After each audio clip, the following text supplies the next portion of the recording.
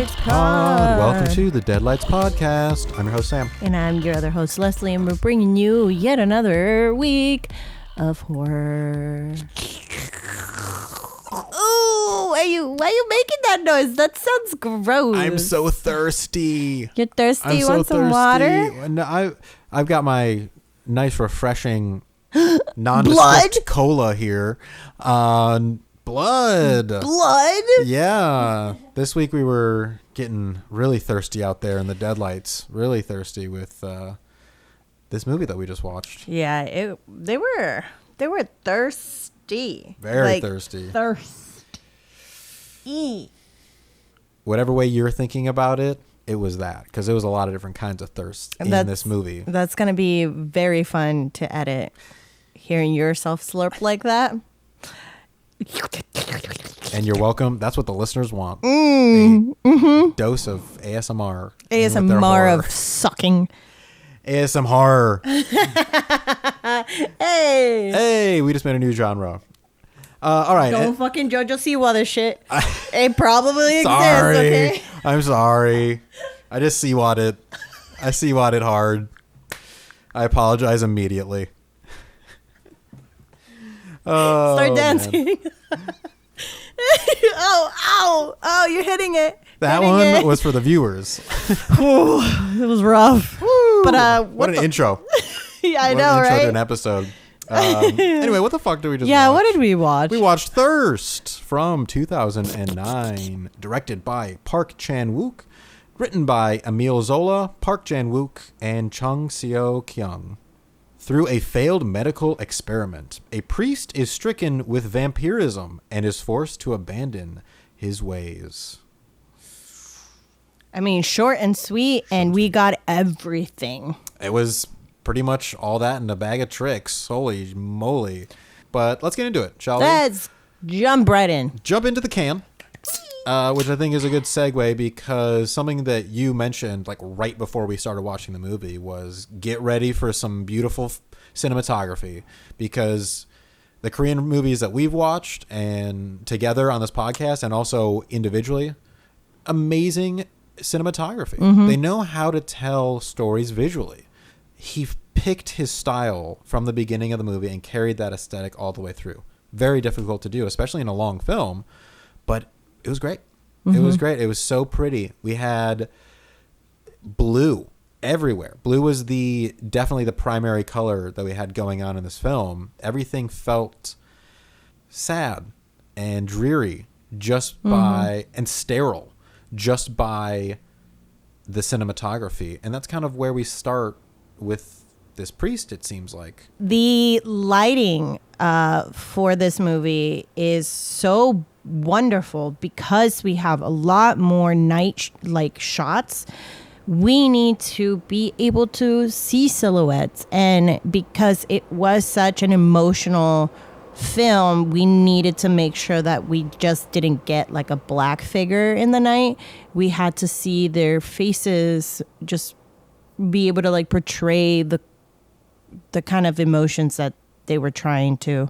They did a lot of just like subtle work within just their facial expressions because they were hiding this big secret first, which was a love affair. Mm-hmm. And then it was so much more after that. Yeah. But yeah, their progression of just how they moved about their secret. And then the priest had even more shame.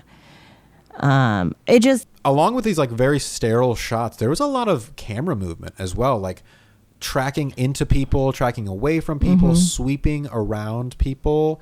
It was very much remind me of like them trying to pull us into these people's story, you know. It's very much like vampiric, like almost hypnotic, pulling us into their eyes and entrancing us by them.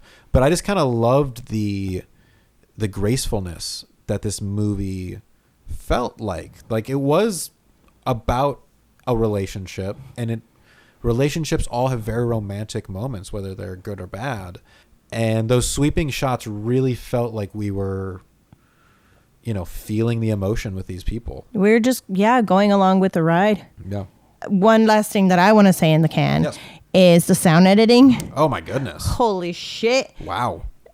Sometimes it was a little aggressive, and it was intentional for sure. But yeah, some of those sounds, the slurping sounds. Kind of interesting overlaying of sounds too. There was that one sequence where he was like hitting himself and we could still hear her running in the background.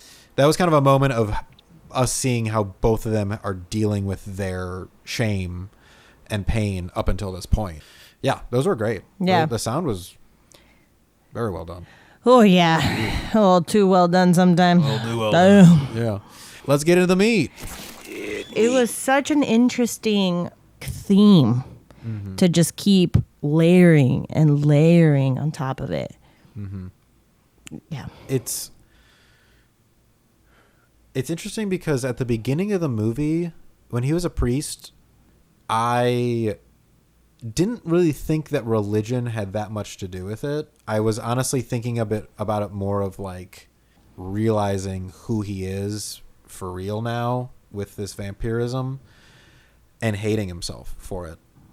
So I think you just bringing up the shame part of religion, it just makes sense that tie that they make, just because that Christianity specifically is so steeped in shame, and now he has to live a life of shame. It's just good storytelling because it's a very logical tie that they make between this religious shame that he feels for lust and then becoming a creature that is all about lust. It's all about sex, and it's all about pleasure and pain coming together. So it's a very smart tie that they have going on there. And something else I just wanted to mention, the fact that he becomes a vampire isn't his fault. He's trying to help find a cure for this disease that they found.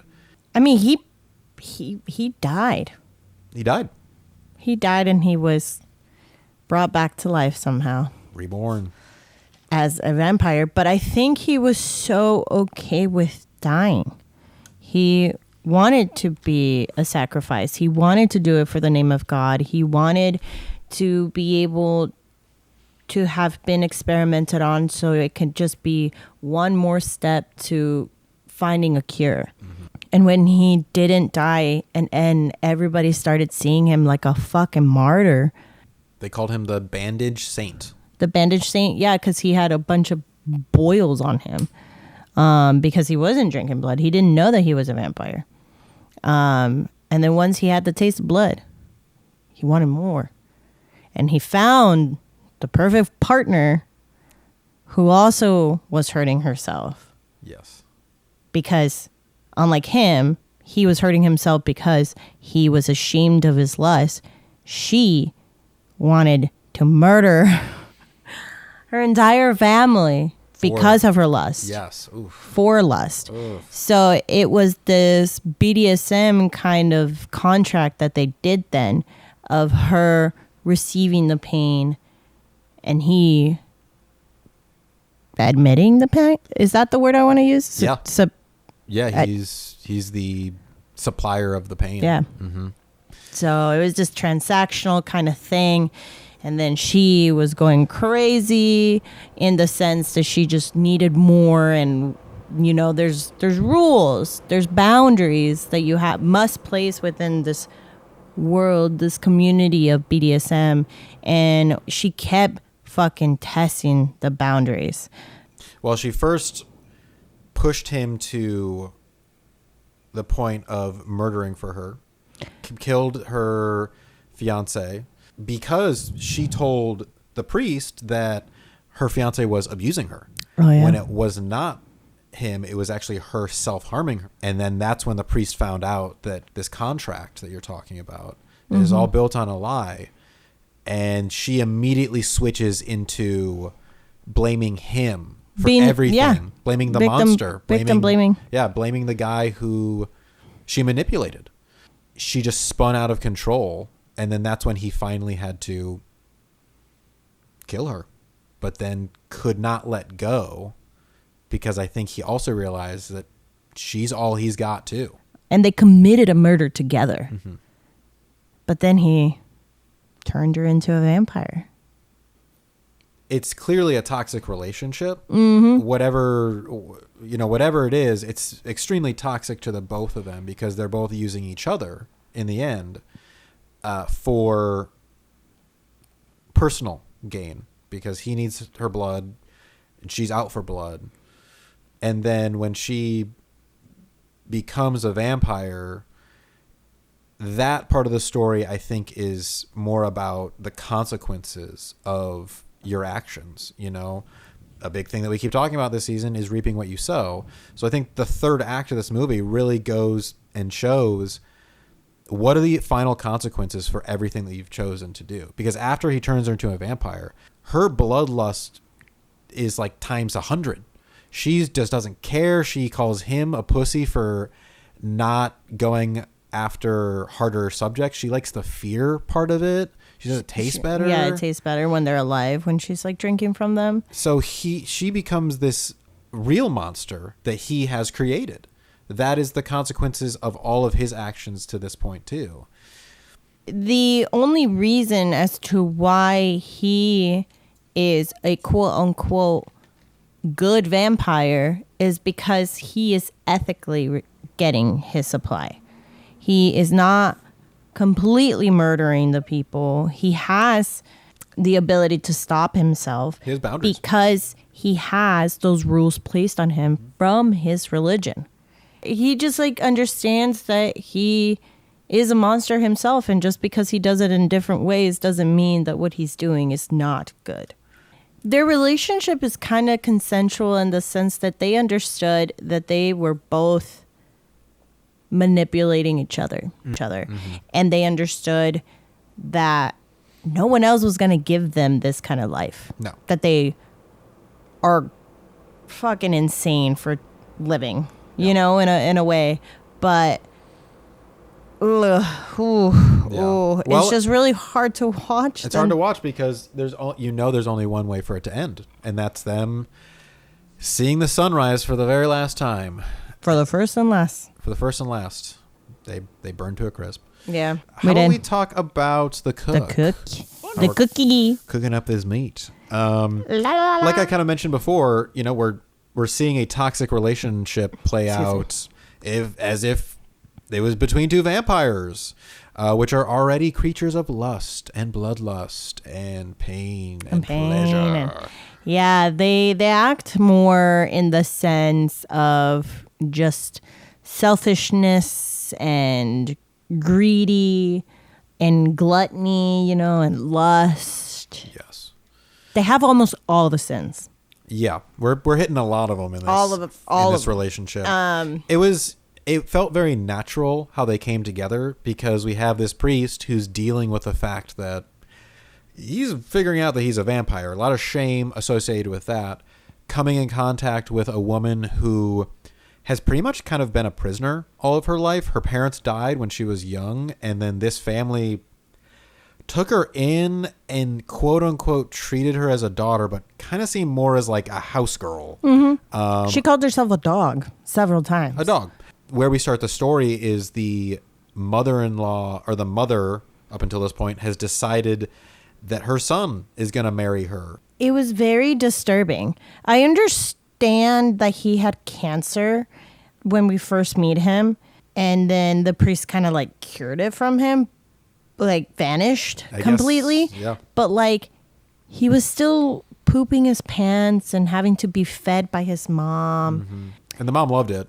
Yeah, she was. What else was she doing with herself? Right. She was being mommy dearest for sure. It was terrible. When he pooped his pants, I was like, no, we didn't go this far.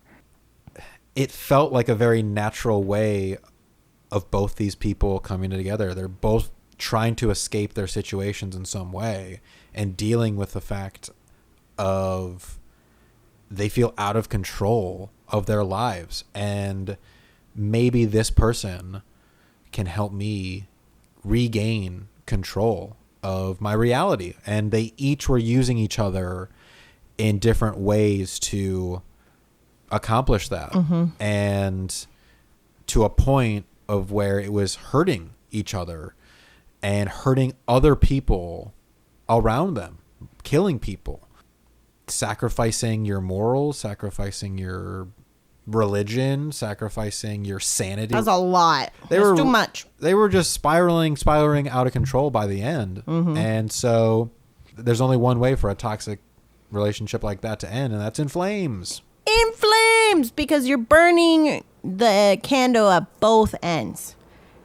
And her traumas became real enough to be able to cause a lot of further pain. Actually, I want to say further pain within their relationship, and where like they couldn't have sex because like she kept thinking of her dead husband, and those shots were creepy because they made it seem like he drowned in the lake, and he just placed a rock on top of his chest. So then the way that she kept envisioning him was him holding the rock and being completely soaked. Also, the mom became like catatonic. Yeah, because she had a brain aneurysm from drinking so much. And so they keep taking care of her and saying stuff and doing stuff to show that they're vampires and that they killed her son. Yeah, that was another, like, because we kept being like, why don't they just kill this woman? Like, why don't they just like suck her like a popsicle or like a juice box? But I think that each of them had different motives too in that as well. Like, I think for her, it was very sadistic kind of thing where I think she enjoyed the fact that she has complete control over the woman that has controlled her whole life. And so her being in a catatonic state was like getting her off in some way. And then the priest, I think it was kind of this weird sense of respect, this respect for elders. And he's like, hey, I killed your son. He felt guilt about that. So how much more can you put this woman through? So he didn't kill her. I think he was trying not to kill anybody, but especially her, I think, because he was feeling very guilty about his actions. Yeah, that is true. He barely killed anyone. It was mostly the girl. Yeah, she just went berserk. Bananas. She loved it. She loved the power. And that's when the dangers of, BDSM, you are allowing, some pain, to be inflicted onto you or you do to the other person. And there has to be a rule of just like levels of like, you go the softest and then you keep going up until there is a stopping point, and you cannot cross that threshold because then you are abusing your power. And then, the boundaries, you know where to cap it. So, and BDSM community is all about consent. Yeah. And her level of sadism got to a point where there was no consent of anybody. She's just killing. She wants to kill anybody just for the fun of it and just because it tastes better when they're scared. So that's the point of like where it goes beyond BDSM community, and that's not it at all. No. Because now it's just about you. That's just abuse. Yeah. You have to establish the space in where these consensual things can happen, and it can't go beyond that area. The doctor essentially would do that with the people that he would grab the blood from. He would like have the little ritual of inserting the syringe and only allowing, him to suck from the, what is it called? Vial? Yeah, the IV. The IV tube. And that was the metrics of his consumption of blood. Yeah, he had that boundary. But her, she fucking murdered someone. Then she murdered her friends. Yep. And then we did see that she did have sex with one of her dad's friends. the priest had given her a new boundary. It was like, we can't see each other for like a few weeks because they had just murdered someone, so they couldn't like be seen together.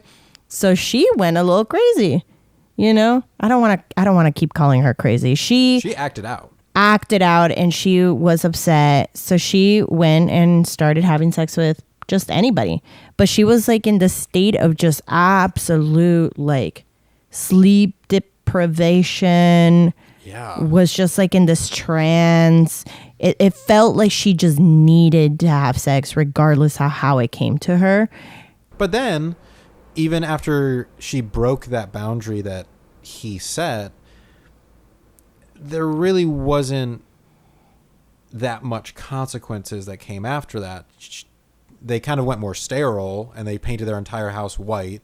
And they went more sterile. He like brought her people when she was thirsty. So what were really the consequences of it? I guess what I'm saying is he was then enabling her actions after that point too. That's when it seemed they were, if we're going off of like this theme of BDSM and relationships, it seemed as if the relationship was non-monogamous, and where he was just trying to smell blood, making sure that she didn't murder someone, and she just went to go get her quote unquote fill of sex. And she's coming back still thirsty, you know? So I think he's like, as long as you're not murdering anyone, I don't care what the fuck you're doing, you know? But like, she was still very unsatisfied. So yeah, she kept having him push that line, that line of the boundary. She's like, I'm never going to be fulfilled until you allow me to do whatever the fuck I want. Unleash me onto the world. Come on. Yeah. We're vampires. Like we're not humans. They start like fucking bouncing from apartment to apartment. That was silly. That was great. That reminded me of Twilight so hard. Oh, for sure. Yeah. But yeah, you're right. In that scene, she's like, we're not humans anymore. We're man-eating beasts. She didn't want to be human. No, she was totally fine with being a monster. Yeah. The priest was not. No. Yoicks. Well, speaking of monsters, let's get to the thrill. Wow. We are talking about vampires. We are. Not pirates, vampires. So in this movie, we got a lot of, I think, fun tropes played out. Little nods to classic vampire isms.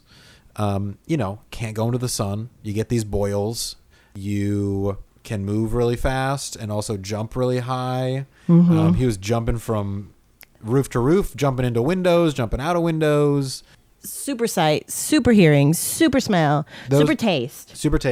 Like those fun vampire things that we know. But then they also did things purposely to show that this isn't a typical vampire movie. We had multiple reflection shots, him looking at his reflection in the mirror. So it felt like deliberately like they were turning the form a little bit and, again, tipping their hat to like, they are vampire fans too.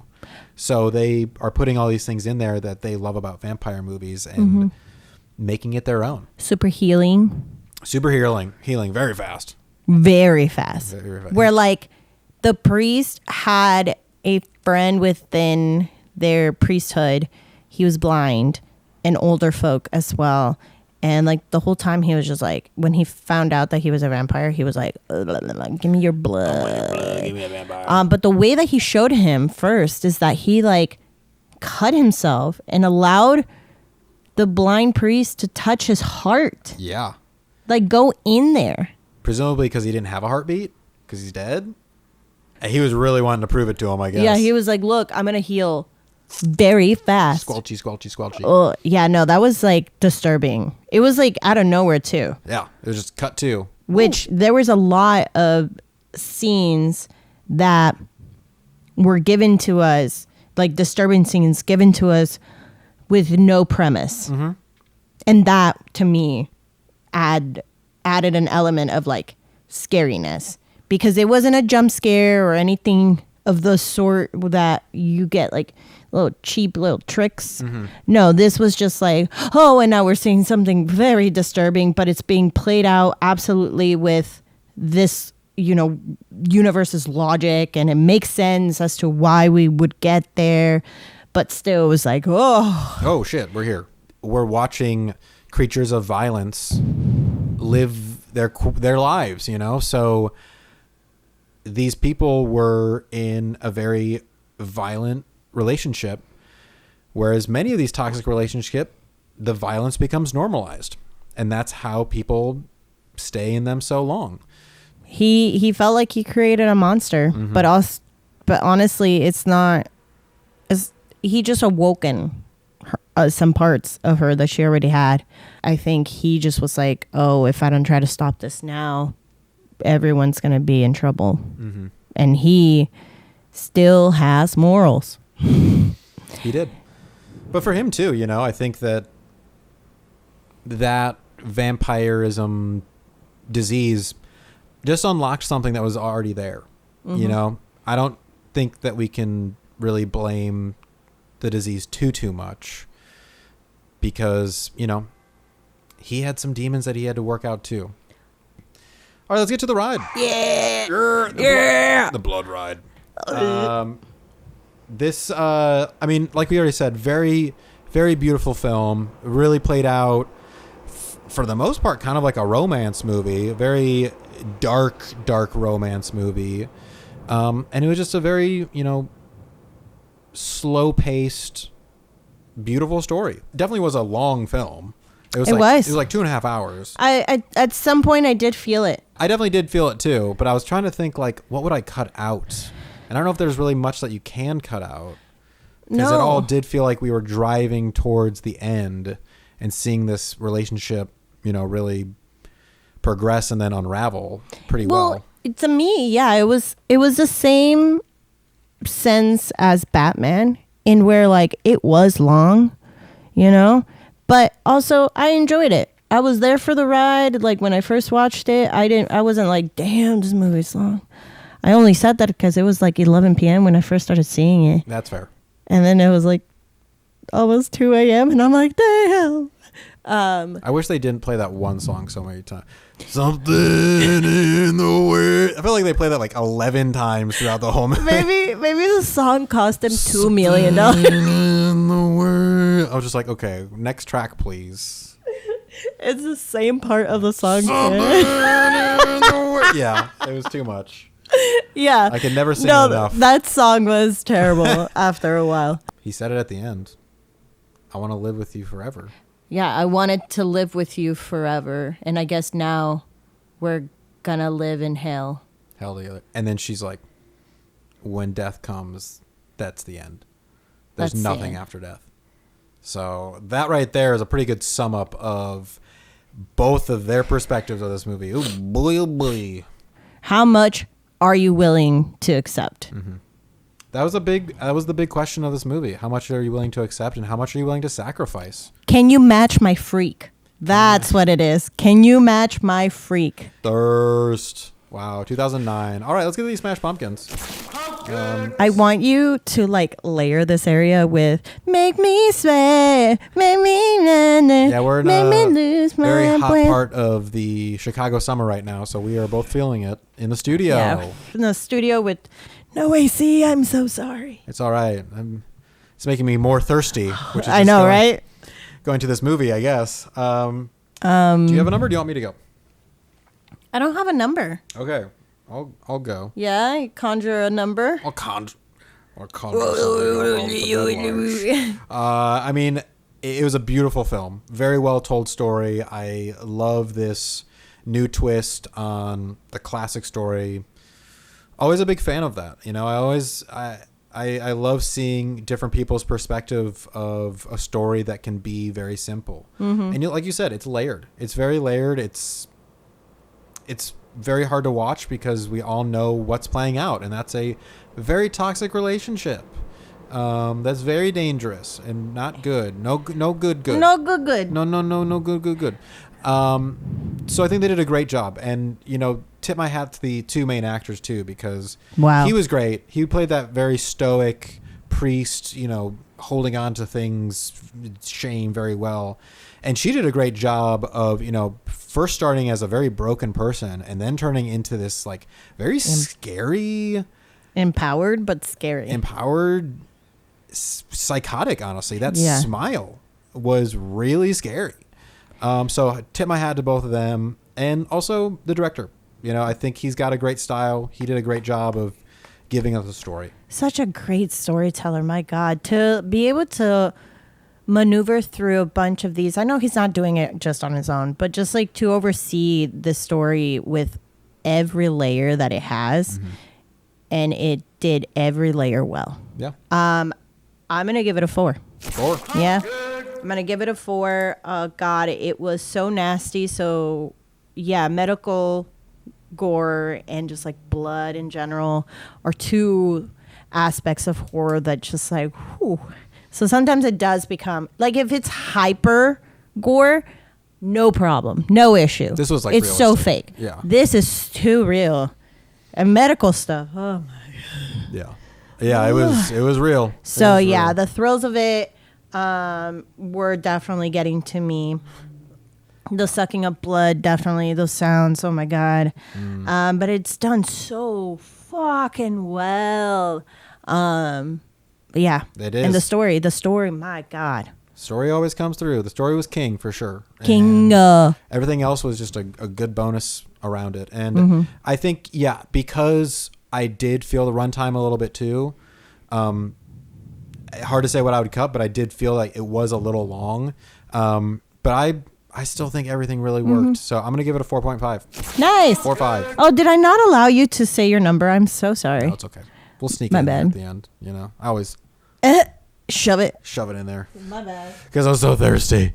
So thirsty. All right, let's see what we're getting next week. It's my Thirsty turn. to bed. Right? It's my turn? It's your turn. I picked this one. Okay. All right. Oh, thickie. Oh, a thickie. Oh, sorry.